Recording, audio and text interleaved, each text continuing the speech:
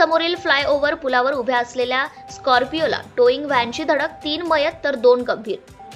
Scorpio क्रमांक MH06BE4041 मधून महाड शहरातील 8 युवक महाड येथून लोणेर येथे कॉफी पिणे करिता जात असताना त्यांच्या स्कॉर्पिओ गाडीमधील डिझेल संपल्याने गाडी ही मुंबई गोवा हायवेवर वीर रेल्वे स्टेशन समोरील फ्लायओव्हरवर उभी असताना मागून चिपळूण ते पनवेल जाणारी टोईंग व्हॅन क्रमांक MH14CM 309 हिने धडक दिल्याने स्कॉर्पिओमधील 6 युवक जखमी झाले असून त्यामधील प्रसाद रघुनाथ नातेकर वय 25 वर्ष राहणार कुंभार अळी महाडा, सूर्यकांत सखाराम मोरे राहणार महाड आणि साहिल नथुराम शेलार वय 25 वर्ष राहणार कुंभारअडी महाड असे तिघांचा मृत्यू झाला आहे.